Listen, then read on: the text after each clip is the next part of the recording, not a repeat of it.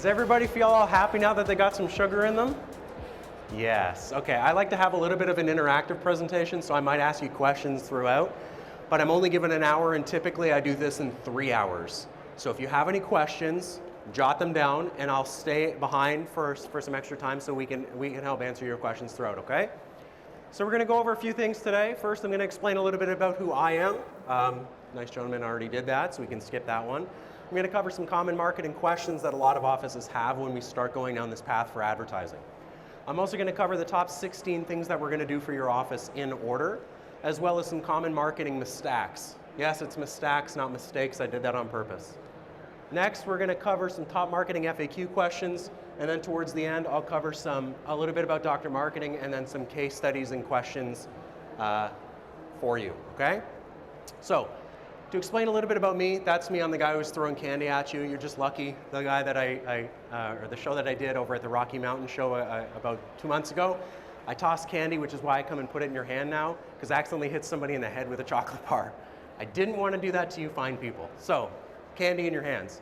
So who's this nice guy? That's me. I'm the owner of Dr. Marketing. I've been running it since 2014, but I've been in the dental space since 2008, working in both advertising and telecom. So like the gentleman had said, I have won a numerous amount of awards, both from Google and Facebook for the work that I did. The coolest award I think I've won is where I got to fly out for a week to Google's headquarters to see how they do things firsthand. So that was pretty cool. Anybody have any questions on my background at all? Perfect. So, common marketing questions. There are 5 questions that come up whenever we start going down the path for advertising. Very first question people typically ask, how much does this cost? Okay, how much money should I be spending? Second question, what platform should I use to market? Should it be Google? Should it be Facebook? Should it be print? Should I advertise on dating websites? Not getting any matches? Swipe right for a new smile. Next question they typically ask is, who do I promote my ads to? Is there specific geography that I should be targeting, certain demographic information that I should be looking at? Next is, how do I rank higher on Google? Then my personal favorite, what happens if I do this and it doesn't work? So I am going to answer all these questions throughout the presentation, but does anybody have any additional questions that we're kind of hoping to get answers on? Now would be the perfect time to ask. Perfect. If you do have any questions, jot them down. Like I said, we'll go over them after the seminar's over, okay? So, top 16 things that you want to do for your office in order. Very first thing you want to take a look at, sorry, my Bluetooth is like the worst. All right, domains, now we're back to it. I'm just going to stand over here because my Bluetooth apparently doesn't work that well. So, business name domains. So there are 2 types of domains. You have business name domains, and then you have keyword-based domains. Business name domains is exactly what it sounds like. BrandonDentistry.com. That's how people who know you are able to find you. A keyword-based domain is a domain that's tied to a service location or industry. DentistInAtlanta.com, FamilyDentistInAtlanta.com, DentalImplantsNearYou.com. Okay? Typically, you'd register a keyword-based domain if your business name was already taken. Now, for business name domains, you need to protect your identity. So what I mean by that is there's tens of thousands of different endings of a domain. The ending is called a suffix, like .com, .net, .biz, things like that. There's tens of thousands of different endings. There's only 5 that are most recognized in the United States. That's com, biz, info, net, and org. So what you want to do is you want to register all 5 business name domains of your domain. So you're going to have the same root, different suffix. BrandonDentistry.com, BrandonDentistry.net, BrandonDentistry.info, .biz, and .org. The reason you do that is because it prevents your competitors from registering a name that's similar to yours. Somebody in another state or even in another country could potentially register BrandonDentistry.net. And so when somebody Googles Brandon Dentistry, you show up and somebody else in Guam will show up if they have that same name. So to prevent that from happening, you want to register those 5 primary suffixes, okay? Now for keyword-based domains, you don't do that. There's nothing there to protect. The only thing that you need is maybe a .com and then you're good, okay? Now, for keyword-based domains, what you don't want to do is you don't want to go online registering multiple domains just for the sake of owning them. Do not waste your money because Google doesn't care. The only thing Google cares about is that there is a domain and there is a website attached to it. Everything else that's forwarded does absolutely 0 for search engine optimization. So do not register things like InvisaligninAtlanta.com, cosmeticdentistryinatlanta.com, pediatricdentistryinatlanta.com. Google doesn't care. The only thing you're doing is wasting your money. The only reason I'm suggesting we register multiple domains for your business name is because it protects your identity. Now, every time you register a domain, your information becomes public knowledge, which means if I'm a spammer, I could go online, find your domain, scrape all your personal and business information off of it, and then sell it to 1,000 people to spam the hell out of you until the end of time. So to prevent that from happening, we want to add a security blanket to the domain that redacts your personal information from being visible. So instead of a spammer seeing your contact info, it would just say redacted for everything. Now your business information is still available online, so they can still scrape it, but they typically won't go website to website to website to website to scrape information. They'll go to the public directories and scrape information, which is why the security for the domain is highly recommended. Now domains you can typically get from any provider for anywhere between like $15 and like $35 a year. The security can be anywhere from $5 to $20. So most domains you can get anywhere from about $35 to about $55. Regardless of the suffix. Does anybody have any questions on domains at all? Perfect. Next are emails. How many of you know that your email is HIPAA compliant? Like 100% you know your email is HIPAA compliant? 2 people? All right, how many of you use a Gmail to communicate with patients? Hotmail, AOL, MSN, Yahoo.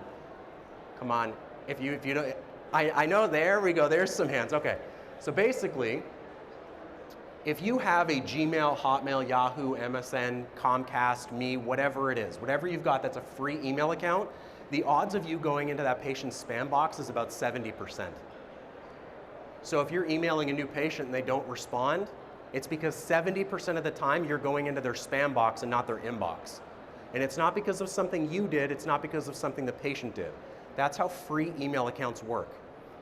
See, what ends up happening is that the free provider lets you set up the email, but they also let up spammers set up emails too. So a spammer sets up an email, spams 1,000 people, sets up an email, spams 1,000 people. So when you email someone, the incoming mail server picks it up and says, you again? And then spam box, 70% of the time. With custom emails, it's only 12%. A custom email is something like info@brandondentistry.com. Okay, you have a question? So what about if you're going through your domain provider, it is a custom email, but it's on Google Workspace? Yeah, I was just about to mention that. Yeah, he asked about a custom email on Google Workspace. Really, there's 2 main providers that you would want to work with. Either Google, like G Suite program, or Microsoft Office 365 are the 2 best providers to offer you a custom email that is HIPAA compliant and super secure, okay?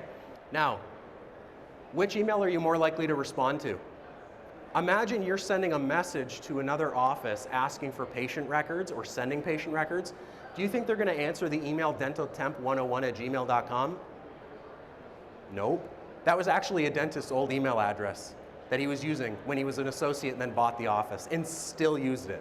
So we set him up with a new email. Looks much more professional.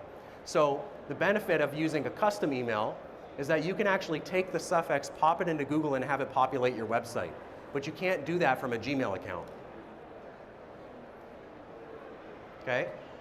And now with custom emails, you want to make sure you have some extra add-on services. Right? These extra add-on services are for medical grade emails. So the first one, obviously data backup. If you delete something, you can easily restore it. Malware protection helps fight against viruses. So if you get an email with a virus in it and somebody clicks on it, like here's an invoice that you weren't expecting, and then you click on it, that invoice might have a virus in it, but if somebody clicks on it, it stays in the mailbox and doesn't migrate it to your computer. Okay? Anti-phishing software does in the top left corner, but it works for you. So it means if you get an email from a known spammer, that email goes straight to your spam box and not your inbox. Email encryption. So in the past, how the encryption used to work is that if I sent you a message, it would say, hey, Brandon just sent you a message, please log into the secure portal. So you'd have to go log into the secure portal, username and password, reply to the message, then I get a message saying that you replied. Then I have to go in. That's how things used to work. Now how they work with Google and with Microsoft is that you can automatically encrypt every single message that goes directly from your mailbox. It's automatically encrypted. So it's basically just like a simple little toggle you hit when you set up the email, and then poof, every single message that you send from your mailbox is auto-encrypted. Desktop and mobile integration means that if you reply to a message from your desktop, it's also read or replied to from the opposite device. This way you don't accidentally reply to the same thing. And then 50 gigs of storage. That's enough for about 50,000 emails with patient records or 250,000 regular emails. It's going to be a few years before you go through that. Does anybody else have any questions on the email at all? Next is the website. So how websites have been designed over the last 30 years is basically a website company develops a server, they build websites for those servers. Then what they do is they say, damn, I want to make more money, because they don't really make a ton of money on website hosting. So they build better servers with better websites. And they do this every 6 months like clockwork. And they don't update the older stuff. So if you have a website that starts to develop problems like it doesn't properly load, or there's a widget that's broken, or oops, like security link is broken, or 404 page error. These issues are quite common with how websites have been designed over the last 30 years, because the old servers are not maintained anymore. So because they're not maintained, they start to develop problems. And what happens, you get frustrated and then you switch providers or you pay to upgrade. So instead of paying to upgrade, what you want to do is you want to work with a professional company that does these things for you. They want to make sure that when they introduce new technology, they just give it to you. Because a lot of times it's so much easier when you build a website to just keep the damn thing updated. I don't make money on website hosting. We make money on the services after website hosting. So instead of having to do the tedious work of rebuilding your website every couple of years, it's just so much easier to keep it updated as time goes on. Okay? So when you're building a website, understand that you have to develop it in you have to look at 3 different things. First is the structure. So it's how the website's actually going to look, right? So the navigation tabs go here, the logo goes here, the pictures go here. Then it's the content of the site. That's the actual verbiage, that's the colors, that's the pictures, that's the video. So you're now putting some substance into the site itself. Then beyond that, it's the technology. So you're going to go over the website again to make sure that everything's linked to the way that it should be. If I click this, it goes here. If I click that, it goes there. Okay? Now, you do want to make sure of a few important things. Keep the website simple.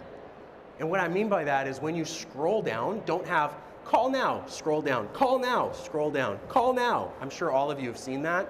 Do not do that. It looks like clickbait, and then you're just going to lose that patient. You also don't want to be scrolling forever on the home page. The average person only scrolls 3 to 4 times. 3 to 4 times. So if I'm scrolling 10 times to get to the bottom of your page, you've already lost that patient. So keep your website simple. Next, you want to review it. I'm not saying every single day, but put it in your calendar to review your website every 3 to 6 months. Beyond that, you want to test the links to make sure that they still work. So anything that you've hyperlinked to somewhere else, you want to make sure that those places are still relevant and still operational. And then beyond that, you want to update it. Understand that your website company cannot know every single thing that goes on in your business. Staffing changes, technology changes, service changes, hour changes. I don't know all that. You know it. So you have to review your website every 3 to 6 months and send the changes to your website designer so that way they're able to make the adjustments. Okay? Does anybody have any questions on building a website at all? Just so we're on the same page, websites are also not complicated. Literally, if I started building a website right now, almost the entire thing would be done in the next 45 minutes. Websites are not complicated to create, okay? So if somebody tells you that it's going to take 3 months to do it and $10,000 is lying to you, okay? These things do not take a long time and they're not costly. Now, once the website's officially built, you want to start optimizing it. So there's 2 types of optimization. You've got static and you've got dynamic. Static optimization are keywords that are built per page, meaning if I've got a page for root canals, I've got a page for implants, I've got a page for peds and orthodontics and emergencies, there are specific keywords that are attached to those pages and those pages only. So on the pediatric, it would be pediatric dentistry.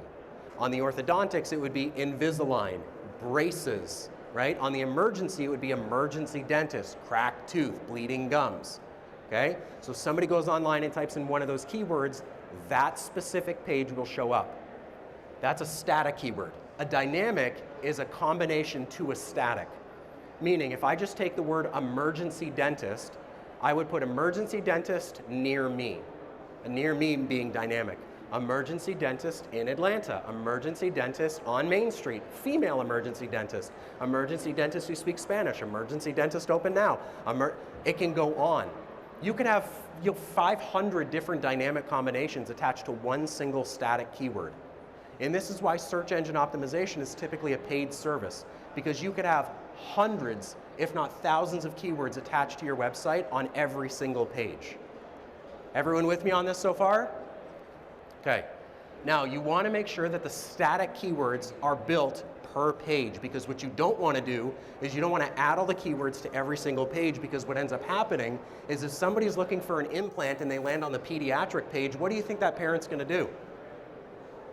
Bye! They're going to bounce out of your website. They're going to leave.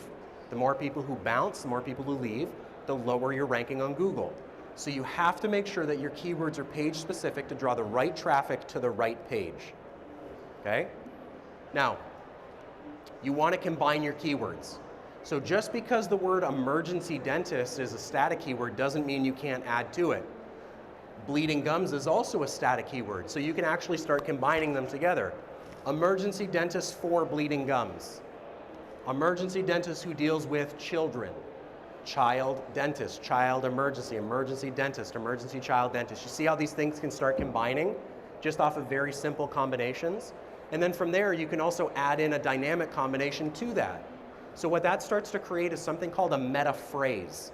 This is a series of keywords, both static and dynamic, built together to create a sentence. So typically, these are associated to a blog, which I'm going to bring up in just a second. Now, over time, people search differently. They search differently every year. They search differently at different points of the year, different times. Like in March, they primarily search for teeth whitening related to weddings, and then in September, where it's primarily related to going back to college. So I'm not sure if you knew that. Now, the reason why I'm bringing this up is because if you had 100 keywords on one page of your website and 50 of them don't rank well, that brings down your ranking. So what you do is you have to take those out and replace them with new ones. The higher each keyword ranks, the higher the page ranks, the higher the overall website ranks. Everyone's with me on that? Okay. Now, one of the best ways to combine keywords for meta phrases is, and building it is actually through a blog. So you've got to build a blog the right way. You can't just add a page to your website and start writing content and assuming people are going to find it. Google doesn't care. So what you have to do is you have to build it through something called an RSS feed. Romeo Sal feed, RSS, okay? The reason being is because this is a protocol you add to your website that when you republish your website, Google picks it up and says, oh, thanks for republishing. I'm just going to come back and scan your website. So if you don't build it through an RSS and you add a blog to your website, okay, you republish it, Google doesn't get notified, nobody cares. So you've got to build it through the right system, okay, through an RSS feed. Now the first step when building a blog is you want to build the back end. So the back end of a blog basically is you're going to give Google 3 pieces of information. I'm a dentist, I'm in Atlanta, here's what I do. So the next time somebody goes online in Atlanta looking for a dentist, looking for a pediatric dentist or a general dentist, they know to have your blog show up to that individual. Now, there is a system called Google Search Console. Has anyone heard of this before, Google Search Console? This is a good system. It's a free system you basically plug into your website that helps Google understand what keywords somebody has typed in to find you. If I plug this into your website and I left it for 3 months, I would know every single keyword that somebody has typed in to have your website show up. Every keyword, and I would know how many times you just showed up, I would know how many times they clicked on you, and I would know in what position the average keyword shows up. 2nd page, 3rd position, 9th page, 10th position, 1st page, 2nd position. Okay? Google Search Console. It's the easiest thing to set up and it's free. Okay? Now the reason I'm bringing this up is because what you would end up doing is you would combine your keywords. So essentially, this system, Google Search Console, gives you a list of thousands of keywords that you show up for, different dynamic and static combinations. What you want to do is you want to start categorizing them into groups. Here's my endo, perio, ortho, or here's my implants, teeth whitening, veneers, and orthodontic keywords, okay? Then what you're going to do is you're going to start ranking them. So which category produces the most amount of traffic? Then you're going to build content for that category. So if abscesses is one of your categories and it produces one hit a month, do you think you're going to, do you think it's a smart idea to build blog content for it? Absolutely not. But if orthodontics produces, like 1,000 hits a month, yeah, maybe you should build 4, 5, 6, 10 blog posts specifically around that, okay? Now, a couple things to keep in mind when you do write a blog post. You want to post every 2 to 4 weeks. If you don't do that, the RSS feed becomes stagnant. And when that happens, it's very hard for you to earn that respect back from Google. So if you don't post every 2 to 4 weeks and then you post 6 months later, Google doesn't care, even if it is built through an RSS feed, because you don't have the authority with them anymore. So you now have to rebuild that by publishing every single week for the next 3 months, which is a lot harder to do. So it's much easier to post once every 2 to 4 weeks. Next, we want to include at least 50 keywords, and that can be one static keyword with 50 different dynamic combinations, or it can be 5 static keywords with 10 combinations each. So a prime example of this would be dental implants, okay? I have the blog post about dental implants, but on that, I talk about dental implant surgery, dental implant maintenance, single tooth dental implant, all on X, dental implant surgery, dental implant costs, okay? And then from there, what I want to do is I want to start talking about dental costs, where I mention, maybe I create another blog post that talks about veneers and teeth whitening and dental implant costs. Then what I do is I tie these 2 blog posts together. And then what happens after another month is you spider web another one into it, and another one, and another one, and another one. And then these blog posts start spider webbing together. And that's one of the important things that it does. It creates internal links on your website, which I'll bring up in a few slides. Okay? It's very, very important to not just create the content, but link them together. Okay? Next, you want to limit the content from 750 to 2,000 words. Anything less, it's not really a blog post. Anything more, you're going to lose the patient in the details. Okay, and then next is use custom images. Now, I'm not talking personal photos like, hey, I just did your implant, smile, right? I'm not saying doing that. But what you could do is you could use a stock photo and then just maybe put your abstract logo over it, or put your logo in the bottom corner, or put a color scheme for a filter over the picture. Okay? Does anybody have any questions on the blog at all? Awesome. Now, regardless of whether it's a normal page of your website or a blog page, there are specific places that you need to optimize. One of those places is in the tab of the actual browser itself. Next is the URL suffix, so after the .com or .ca. Next are the navigation tabs, and I'm sure all of you have seen this before when you go to Google and then it's like home, about, services, contact for a business you've Googled. That's what that is, so make sure that they're super, super clean. After that is the page header. So how many of you ever heard of an H1 header before? H1, H2, H3, 2 people, 3 people, okay? This is one of the most important things that Google looks at. There's about 200 things. This is top 5 item. So this should be static and dynamically optimized. So this one is actually static, dynamic. So bad breath is a static, bad breath treatment is a static, and then bad breath treatment in Victoria, the Victoria is a dynamic combination. Okay, it can't just say bad breath. It can't just say bad breath treatment. You have to be specific to the location that you're in as well. Okay? Now there's also H2, H3, H4, H5, H6.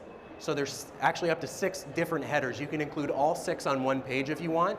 These are basically just the titles of information. It's here's a title, here's a paragraph, here's a title, here's a paragraph. So depending on which H you use depends on how much authority Google's going to give that piece of information. Okay? After that is the summary. This provides Google with a brief synopsis of what the page is ultimately going to be about. Beyond that is the content. Now you have to rank the content according to how much traffic it generates. So if treatments generates the most amount of hype to the page, then that's going near the top. If it doesn't, it's going near the bottom. So you have to not just build the content, but now you have to rank the content according to how much traffic it generates. Beyond that is something called a title or description, or a meta title or meta description. Okay, has anybody ever heard of this before? Okay, this title and description shows up on Google. So if all of you literally Google something right now, like dentist near me or best steakhouse around or whatever it is you Google, every search result has a title and a brief description of what that search result is about. This, in my opinion, is the #1 thing Google looks at, because you can manipulate this per page, and Google will just take it from your website and put it on the search results without modifying it at all. So this is really like the only time Google will actually take a piece of information and have it show up on their search results. So what a lot of people do will copy and paste the same title. It'll be like Brandon Dentistry dental implants, Brandon Dentistry root canals, Brandon Dentistry this, Brandon Dentistry that. You don't want to do that, because the title and description are actually written for two people. They're written for Google and they're written for the patient. So if I wanted to, I could write the title as dental implants, dental implants, dental implants. Need a dental implant, get a dental implant, we do dental implants, dental implant costs. Google would say that that's amazing, but if a patient read that, do you think that they would click on it? Come on. Patients aren't stupid. They're not gonna click on that because it looks like clickbait. So you have to make sure that the title is something like, you have to go after the treatment and the solution, okay, or the treatment and the problem. So you want to have the title something like, missing a tooth, get a dental implant.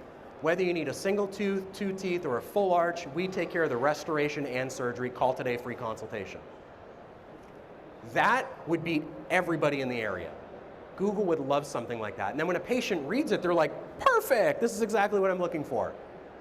So you have to make sure that you're modifying the title and description for every single page of your site.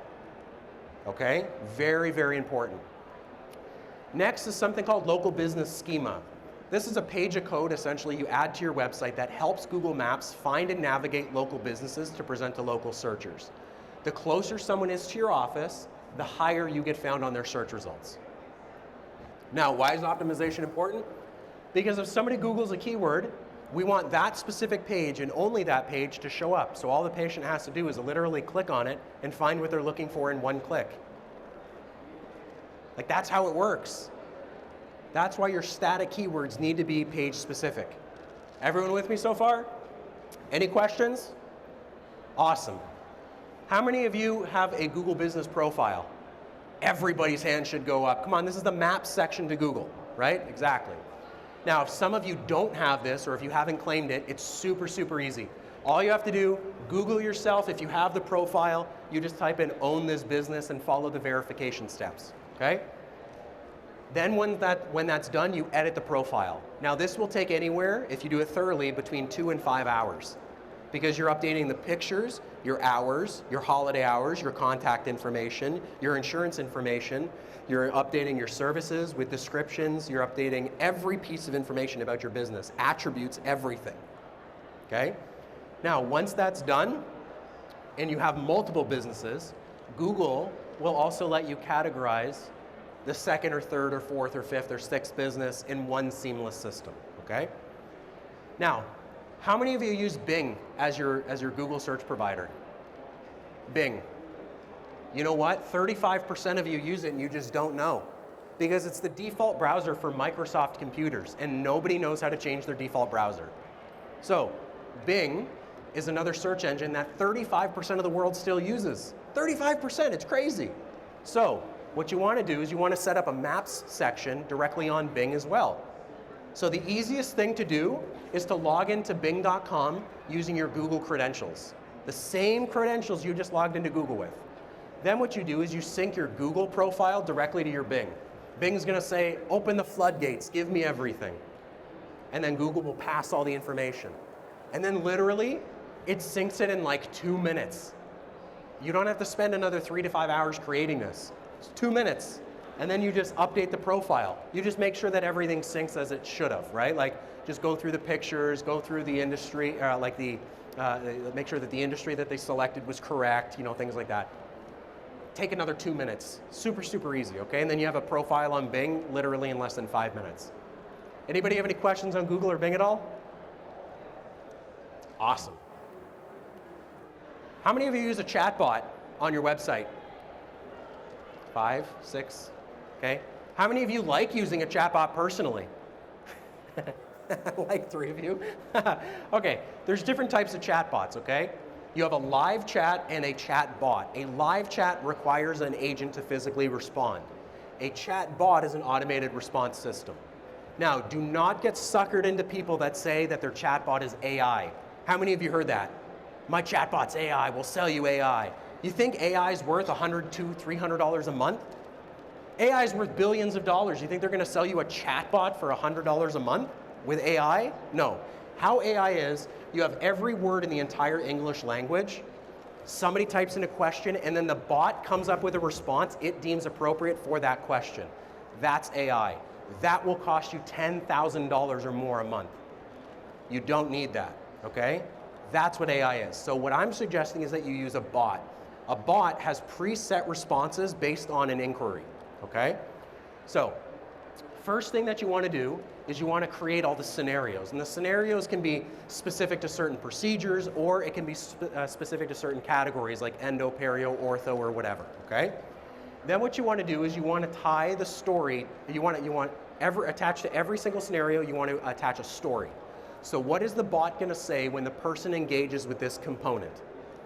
Then what you do is you want to tie them together. Now, this is actually vastly more complicated. This is just a very small snippet. So this column talks about cosmetic. At the end it says, do you want to book an appointment for cosmetic, learn about veneers, bonding, teeth whitening, or something else? The patient says, you know what? Why don't you tell me about veneers? And the bot says, okay, here's the info on veneers. Now, would you like to book an appointment for veneers, learn about bonding, teeth whitening, or something else? And it continues to do this until they say, let's book an appointment.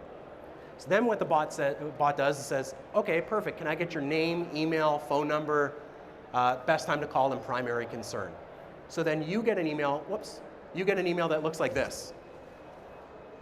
It says, hey, just letting you know, Brandon's looking for veneers. Here's his conversation and his contact information. Please give him a call. Okay, and this is how the bot should function. It doesn't give you an opportunity to enter free text, because what ends up happening with free text, you ask a question, but it leaves room for human error, spelling mistakes and grammar mistakes. So what does the bot do? It says, I'm sorry, please repeat that. I'm sorry, please repeat that. I'm sorry, please. And then the person gets frustrated and then they leave. So the easiest thing to do is to have a question and have a series of preset responses. All you have to do, click it, and it takes you down a pathway. Every pathway, it asks for your contact information. Any questions on that? No? Perfect. Next, we want to build your website popularity. So, how you're going to do this is through directories. So there's lots and lots and lots of different directories out there. Thousands of them. National ones like Yellow Pages, industry-specific ones like RateMDs, or local ones like Chamber of Commerce. Essentially what you want to do is you want to find a directory and you want to add all your contact information to it. What you just added to your Google profile, you are now going to add to every single directory. And the reason you're going to do this is because this last item is called a website URL. It's called a backlink. This is a link that leads to your website not from Google, but from an alternative source. The more backlinks you have, the higher you get found. However, the caveat is that the piece of information on that backlink needs to be accurate according to Google. If it's not, the link doesn't count. So if the name of your practice is Brandon Dentistry but on Google, but on Yellow Pages it's Brandon Dental Office, Google says, sorry, Yellow Pages, I don't care. So you've got to make sure that your information is accurate across the entire internet. Okay? Now, instead of doing this one-on-one, you would work with something called an aggregator. An aggregator basically is a group that controls other groups of directories. There are big aggregators. There's local ones, national ones, industry-specific ones. There's commercial ones that we can work with, consumer ones you can work with. Some are free, some are paid, some are small and some are big. Okay? And so what you want to do is you want to work with as many aggregators as you can to push your information out to as many places as possible.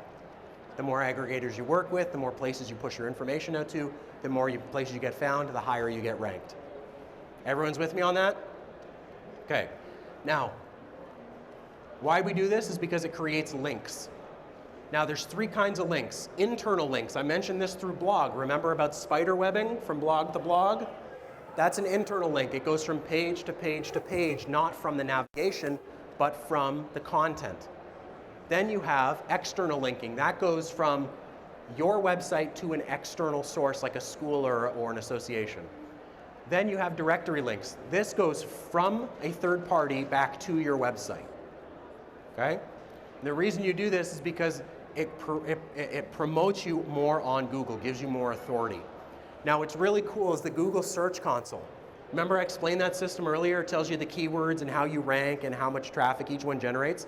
Another piece of that system tells you all the links that you have and where they are.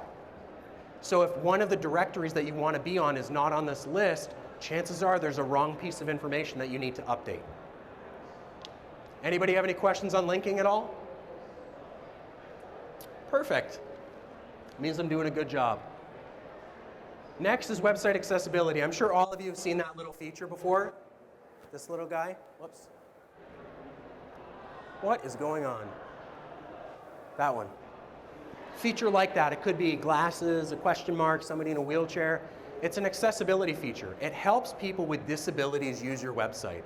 And I'm not talking physical disabilities. I'm talking vision impairment. You know, if your vision's really bad, it can have the website read to you, right? It can increase the font size. If you're colorblind like I am, it can change the colors on a website. If you're deaf, it can have closed caption for your videos, right? If you're dyslexic, it can change your font. So it's a feature that allows people with disabilities to use your site. The big benefit though is on the back end because it makes your website technologically advanced. The more advanced you make your website, the higher you get found on Google. It has the same authority if you were to add a chatbot to your website because it makes your website technologically advanced. Okay? After that are reviews. Now there's 4 ways to generate reviews. Anybody want to take a stab in the dark of what they are? Ah! The hell was that? Does anybody want to take a stab in the dark of what those 4 review options are? 4 ways to generate reviews. What are they? Huh? Marco's? What? Marco's Pizza? What do you say? Like QR codes? Oh, QR codes. Yes, that's one of them. Anybody else want to take a guess? Come on, I'm coming to you now. Asking your patient. Ask your patients for it. What's another way? You could text message. That is another way. I'll give that to you. Anyone want to take a guess at the third way? It's the best way to do it. It's number 1 on this list. You got to ask them through a survey. Survey. Here's how a survey works. It's a special link on your website. You send it to your patient's post-appointment. Patient gets the survey through text or email, says, please complete this 30 minutes after they already left your office. Click. They do it. It's a series of questions. Rank this out of a scale of 1 to 10. If the survey comes back above 90%, it'll redirect them to Google to leave you a review. If it scores below 90%, it just says, thanks, have a great day. This way it keeps any negative comments offline. Best way to filter the comments, and you're sent the survey feedback, both positive and negative, so you can do your own internal evaluation. Next way is through a sign in the waiting room, QR codes. You can also put it in the operatory, right? You can literally lean back in the chair and plaster it on a ceiling panel if you want to. Big old QR code saying, leave me a review. Thank you, Jesus, right? I'm just saying, there's lots of different ways that you can have people to leave you reviews, okay? Next, you can ask for it during the appointment. Okay? This way might be a little bit awkward because if I lean you back in your chair and I'm working on your teeth and I'm like, hey, can I get 5 stars? Might be a little bit awkward. Or you know what, here's a bill for $5,000 for all the cavities I filled. Can I have 5 stars? It's a little bit awkward of a conversation, okay? So pick and choose your moments if you're gonna do it in person. And then the last way is in an email post-appointment. This way is not overly recommended because if I send you a message after the appointment saying, it was a pleasure to meet you, thank you so much, here's our Google link, please leave me a review. That's right, you're shaking your head, you're like, this guy's a dick, he gets 0 stars, and I'm gonna leave it under a fake name so you'll never know it's me. I'm sure all of you might have experienced something like that. I'm not saying you're all dicks, but I'm saying it happens, right? Now, in an email post-appointment, if you're gonna send an email, just send the survey instead. Let the survey do the filtering, okay? And the reason you do this is because everyone is influenced by reviews. It's the first thing that most people look at. Now, cool thing, who can leave reviews? Not just your patients. Your staff, your vendors. How many of you bought something today or yesterday or tomorrow? Go back to them and say, hey, would you mind leaving me a review of what it was like for me to purchase from you? They'll probably get everyone in the entire booth to leave you a review. And you can leave a review about yourself. Why would you not? How many of you have left a 5-star review for yourself? 3 people. Google, Facebook, Yellow Pages, RateMDs, Health Grades, Manta. These are Rate-A-Biz. These are all places you can go leave yourself a 5-star review. Why would you not? I'm a great dentist, got a great smile, my family comes here, bring your family in, you'll have the best dental experience. Brandon Dentistry. Why would you not do that? It's a free review. And get your friends and get your family to do it too. There's no rule that says that you can't do that. So why would you not? Now, stipulation, you want to make sure that there is content in the review because Google indexes the review content and the response. So if you just give yourself 5 stars with no content, do you think Google cares? You, sir, could have 1,000 reviews on your website, none of them have content. If I have 1 review with content, I'm going to beat you every single time on Google. Every single time. So when you do ask patients for a review, you have to ask them to include some keywords. Now, you can't just ask them jet out. When you leave me a review today, make sure you give me keywords and make sure you say I'm the best damn dentist. This guy's like, I'm not friggin' doing that. Are you kidding me? But if I were to come to you and say, you know what, it was great having you out, like, make sure if you leave me a review, just include some keywords, like I'm the best or something, right? Because now you're more inclined to do it, because I'm treating it like a joke, but he's taking it seriously, because I'm not. So now when he goes home, he's gonna be like, best absolute dentist, best humor, you have to see this guy. So treat it like a joke, but serious, okay? You had a question? Sorry, survey? Survey companies.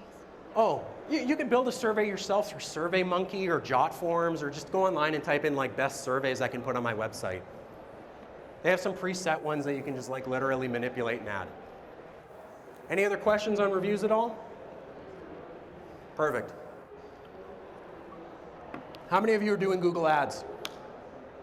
Some of you, awesome. Okay, I could build a really good Google Ads campaign with you right now. The problem is that I'm playing a guessing game with the content, the keywords, and the times of day. Do you know what content I should include in my ads? Do you know what times of day I should advertise? I don't know. I could take a best guess, but do you know who does know? Google knows. So the first thing that you want to do is you want to plug your Google Analytics directly into your Google Ads. Because then Google Analytics this is your natural, organic data that people are typing in, and you're literally just putting a budget to it. So Google Analytics and Google Ads are going to talk in the back end and says, hey, somebody's online right now searching for dental implants, have an ad pop up. And then Google Ads says, okay, ad. It's pretty much that's how it works. Now you have to fine tune it a little bit. So the first thing that you want to do is you want to tell it what procedures to promote for. So they're like, hang on one sec, I only want you to promote for these things. So Google's going to say, okay, well, here's a list of keywords I found. What am I supposed to do with them? So then you have to go through them. Yes, no, yes, no, yes, no. I don't want to show up for free dentistry, but I do want to show up for free dental consultations. Right? So you got to go through them. Then is the best time of day to promote. Anybody want to take a guess? What's the best time of day to promote for your office? Come on. What do you got? I know you want to say something. No, I'm looking at you. Yeah. Monday morning? 6 a.m.? Afternoons? Anybody else want to take a guess? What are you thinking? You're shaking your head. What are you saying? Just before lunch? Lunchtime? You're all right. The best time of day to promote, no joke. Oh, it doesn't pop up here. No joke is between 6 o'clock in the morning until 11 o'clock at night. Monday through Sunday. Look at this. I'm in a meeting right now. I'm a parent of, I've got 2 kids. Do you think I have time at all during this entire conference to go and Google things? No? Then I got to go back home. Then I got to spend time with the kids. Then I got to put them to bed. Then I got to spend time with my wife. It's 9 o'clock at night, 9:30 at night. Okay, so you got to advertise at all times of day. Now the reason why we only advertise between 6 And 11 is because there's no conversions that happen between 11 at night and 6 a.m. And the people that do convert, you don't want to talk to them anyway. So the best time of day to promote is between 6 and 11, okay? Monday through Sunday. You get an email or you get a message on Sunday, call them back on Monday when you're back in the office. Next is the content. There's two forms of content, simple and complex. A simple one, let's just say it's Saturday, 6 o'clock, somebody types in best teeth whitening provider near me. What does your ad say? The average person is going to write an ad that looks like this. Need teeth whitening? Call now. That's my ad. But you know what complex ad is? You see that Google Analytics and Google Ads? They tied together at the beginning. I could find out what you're not you specifically, but all the things that you searched, and I can start putting you into categories.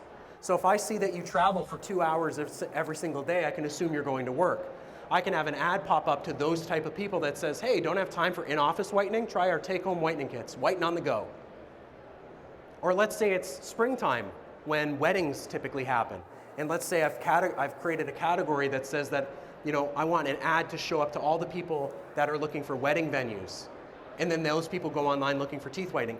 Hey, need a brighter smile for your big day? Try our teeth whitening kits.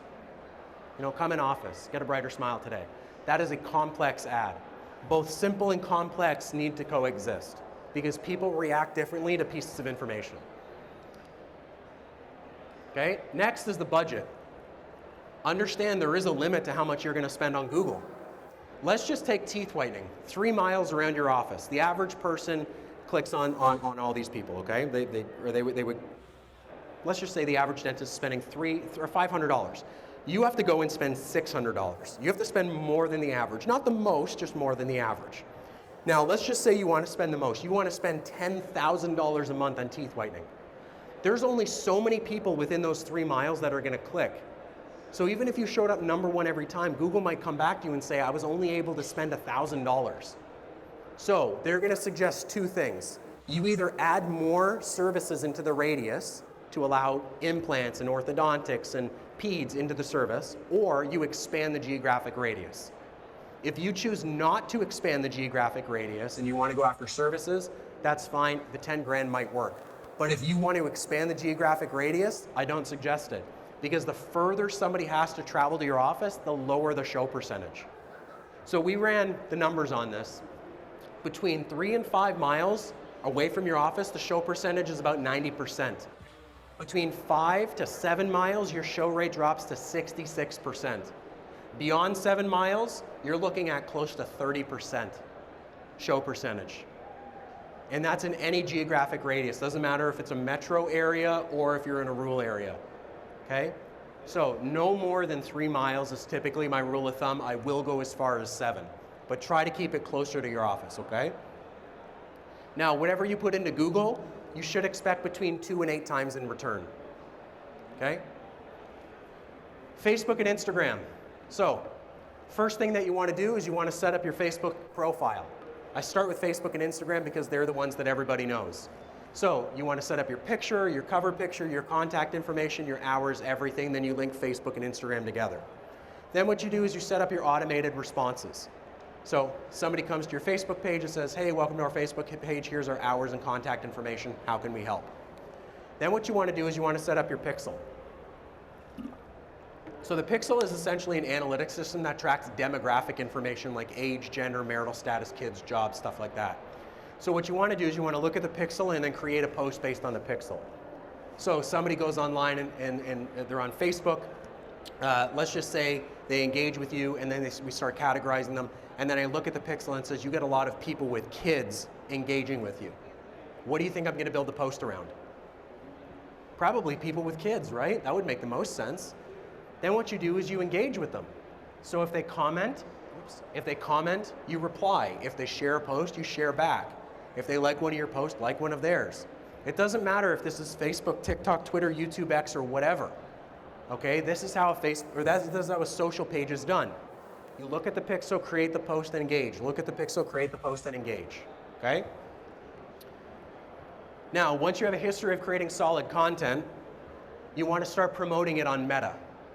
So Meta is essentially Facebook's analytics system that allows you, or it's the promotion system that competes with Google Ads, and it allows you to promote to non-followers. Non-followers. Okay, so your standard Facebook profile posts go to your followers, these ones go to everybody else. So the first thing that you want to do is you want to build your audience groups. So I can build an audience group for men and women, people under 30, over 30, people who have kids, people who don't have kids. Then what I can do is I can build posts targeted towards these types of people. Then what I can do is I can adjust the time frame, frequency, radius, and budget. So how often do I want the ads to appear? When do I want them to appear? How big of a radius do I want them to appear in? And then you engage with them, just like you would on your standard Facebook profile post, but when people engage with these posts, these are not your followers. So you can actually invite them to like your page. Now we got 5 to 6 minutes left, so I'm gonna try to fly through the last few. So every system I just explained does something different. Your website traffic is going to tell you where people are coming from, how long they're staying. Google Analytics is going to tell you the keywords people have typed in, times a day that they're searching. Facebook Analytics is going to tell you demographic information. So what you want to do is you want to take one system to improve the other. So I'm going to go to Google, I'm going to say, give me the data. Google's going to say, you should post about implants at 8 o'clock at night. So I go to Facebook, I make a Facebook post about implants at 8 o'clock at night. I look at that analytics. It tells me that men over the age of 60 are looking at those posts.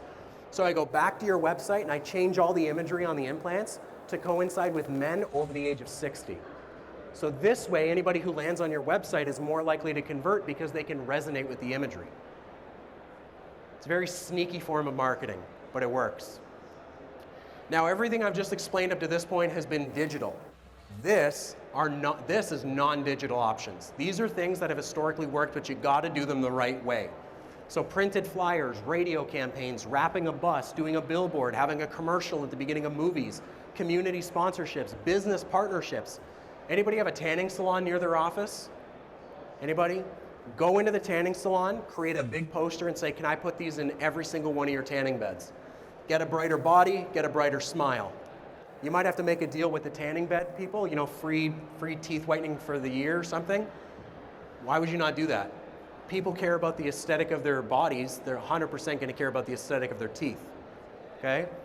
Seminars, nursing home, Girl Guides, and Scouts, right? These are lots of different ideas that are not digitally related. Some other cool ideas, packages to colleagues. There's things that you do that nobody else does. It doesn't just have to be another dentist. Go to an MD, go to another specialist, go to a pediatric doctor, get them to refer their patients to you, right? A family physician does not deal with teeth, right? Presents for kids. The holidays just passed. Next holidays, write this one down. Go to the dollar store, get a bunch of presents, wrap them, put them under the Christmas tree. Every kid who comes in, make a big deal out of it. Here's a present. Don't open it until Christmas, okay? They're gonna be like, oh my God, I'm never opening it until Christmas. That kid's gonna love you forever. I promise you, if you do that next holidays, you will generate more referrals in January than you ever have before, okay? And you don't just have to do it around Christmas. I had people that did it for Valentine's Day, okay? You can do it for any holiday you want. Plans for businesses. Anybody have any large corporations around their office? Police precincts, schools? Go into them and say, I will be your dentist, for you and all the staff in your office, and I'll give you 5% off. Every single one of their staff are going to come to their office, your specific office now, because they don't have to pay full price. Okay, I give a 5% haircut, but I just got 50 patients. Thanks, right? Give me one sec. And then partnerships with sports teams. If there's any AAA sports teams around you, try to get a partnership with them, with the kids. You know, you give them $5,000 and then they'll let you speak to all 300 kids within their clubhouse. I'll give you free mouth guards in exchange for, a new patient exam. You come in, you do a new patient exam, and you give the kid a free mouth guard. Not only are you gonna get the kid, but you're also gonna get the parent and any sibling that comes along with them. So if you're gonna do this one, you should really think about it before you explore it. 5 minutes. Okay. Sorry, you had a question? Yeah. She's asking about how to get permission to go into the school. Literally, just call the principal. or call the guidance counselor. It's like literally that easy. Just call them up and say, hey, we're a local dental office. We would like to come in and talk to your kids about proper oral health, and we'll give them all a free toothbrush. Something super easy like that. Another question? Yeah, I have a commercial advertising business, and I do a lot with the dental industry, like lip balms. We can talk about all this after. Yeah, we can talk about that after. Okay, add images. So, big thing that's missing here. Anybody want to take a guess what it is? Patience. Who said that? Yes! Your patients are missing. This is what the average dental office looks like. I got my logo, got my amazing staff in my kick-ass office, but where's your patience? You want to generate exposure, you want to generate more referrals, show the people that are in your office. They're going to become dentist famous, right? Oh, I'm on my dentist website, right? They're going to refer everyone to you. Okay, now, you want more patients in general? If you want more family patients, you're going to have to include pictures of kids. You want more cosmetic patients, before and afters, and you want more patients in general and more referrals, do some community outreach and show that you're actually in the community. Now, you're not just adding your pictures to your website. You're going to add them to Google, Bing, social, printed flyers, emailed newsletters. Same pictures, different platform. That's how people start to remember who you are. They're like, hey, I've seen this picture before, but I don't know where. That's Brandon Dentistry. I know who they are. That's how they start to remember you. Okay? And you want to change the pictures every couple of years. Okay? Now, we want to combine our marketing efforts so we don't have to reinvent the wheel every time we go through this. So, if you're going to send an emailed newsletter, literally just recreate it and put it on social media. Same message, different platform. Creative and general brand. This is my brand. I'm in a white lab coat. Do you see any other exhibitors out there in a white lab coat? No? Did anybody get my flyer? Look at the flyer. Guy in a white lab coat. That's my brand. What's your brand? Do you give plush toys to kids, rubber ducks to kids? Do you give out gum to your patients? Do you have polka dot lab coats? Why would somebody choose to come to you versus the guy down the street? What separates you? That's what you got to figure out. Okay, next is blogging and optimization. It's not chicken and egg. Search engine optimization comes first because nobody cares if you put a blog on your website without optimization. Okay? Print and Google and Meta ads. Print marketing does work, but you need to do digital first because what ends up happening, somebody gets a flyer, they're like, this is garbage. Then what they're going to do in a couple weeks, they'll go to social media and then they scroll through, they're like, hey, I've seen that logo before, but I don't know where. Okay, and now they need a dentist a couple months later, so they go to Google and type in dentist near me, and a Google ad pops up. Hey, I know that name. Let me click them. That's how it works. So you have to do these things in unison with each other, okay? Next is personal and stock photo and video. You can include pictures of personal item or personal pictures, but you can't use them everywhere. Try to explain what a lingual brace is or what inlays and onlays are in a real patient and try to get someone who's viewing that to understand what the hell it is. Okay? Stock photos are preferred with things like that. Okay? And then digital and non-digital. If you want to grow, they both have to coexist. Okay? I'm almost done, I promise. 2 or 3 more minutes. There's a lot of cool stuff. If anybody wants to go, I won't hold it against you. Bonus tip. Bonus tip. Hire a professional, okay? So a professional marketing company should be updating images, colors, fonts, keywords. They should be renewing domains, security licenses, attracting media, writing blog, managing social media, print ads, and more. That's what a marketing company should do. Now what you should do is you should hire someone with dental expertise. You need to work with somebody who understands that you have to deal with HIPAA compliance. You know what WCAG is. You know the content behind the procedures and how to explain them in a way that's not going to get you in trouble with the association or college guidelines. Now, some common marketing mistakes. I bullet point form them for us to go through quick. Incorrect phrasing. Do not use the word guarantee, love, best, or state of the art in anything that you do. Don't do it, okay?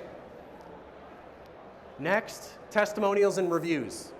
Do not place written testimonial on your website because it's treated as a statement of fact that you publicly endorse. But you can't actually prove who wrote something. Okay, video testimonials are preferred because the identifiable features are right on camera. Responding to reviews. You want to respond to every single review you can. Okay, but if you don't have anything nice to say, don't say anything at all. Okay? Next, incentives. Do not give away money to earn reviews or referrals. Don't give away gift cards, don't give away electronic toothbrushes, don't give away free teeth whitening. It generates the wrong type of patient. They're basically there for the incentive and then gone when you try to recall them. Okay? So if retention is the game, there's different ideas for that. Do not list any study groups you're part of, continuing education courses you take, or positions you hold at an association. The reason why you don't want to do that is because you can't make yourself seem better than somebody else. Okay? Contact information, incorrect title or designation. Funniest one I've ever seen, a dentist called himself the supreme dental ruler.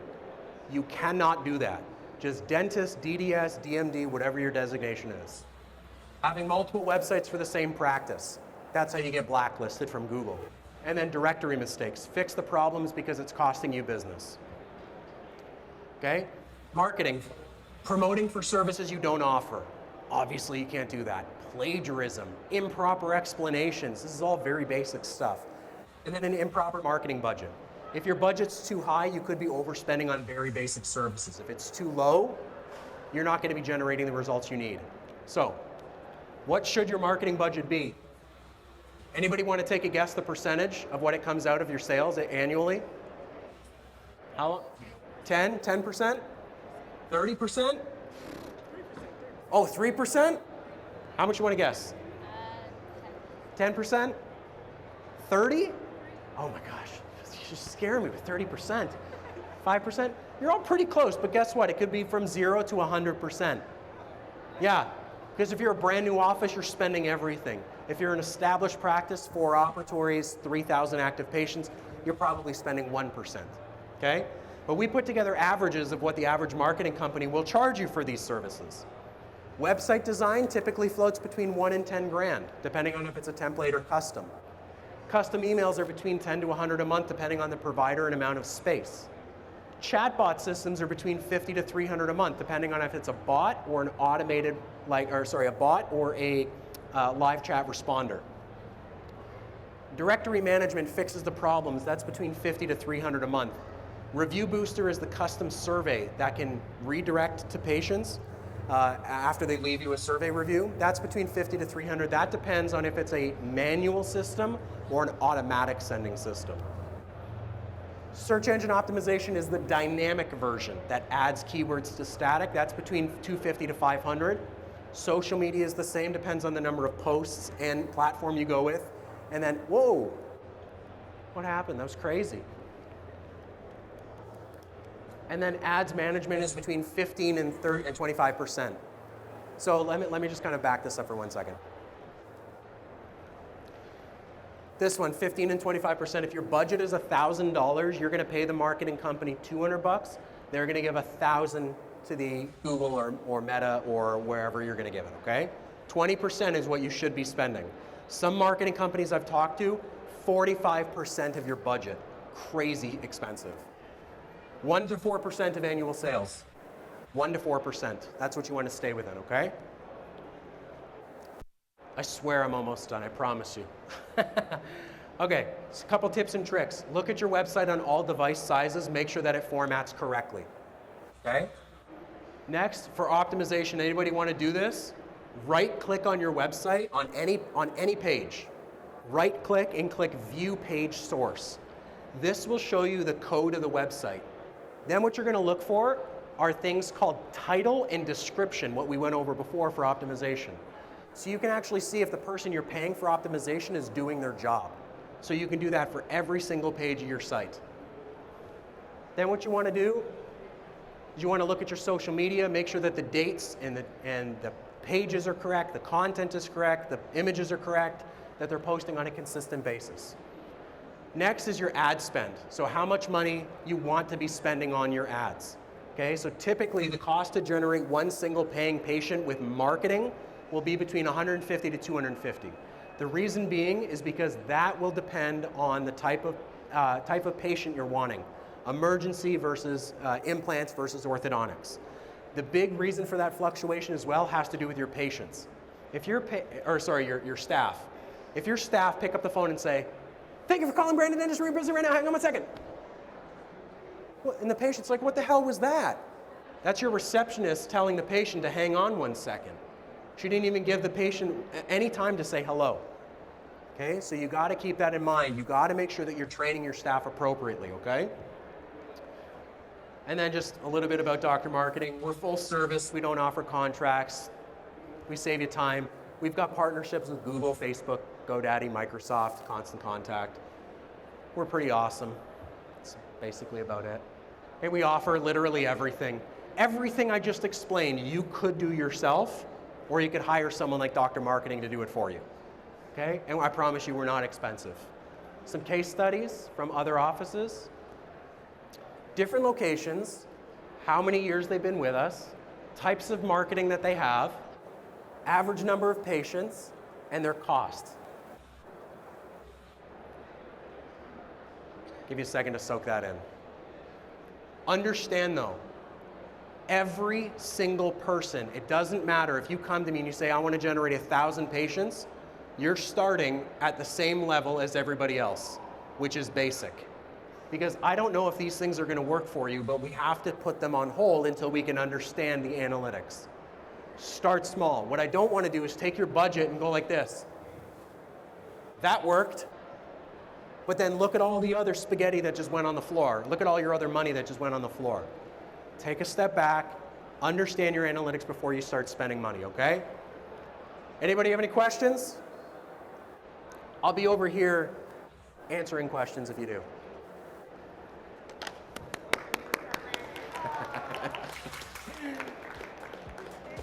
Okay, if anybody has any questions, you can scan that and we can talk. Okay. Thanks, everyone.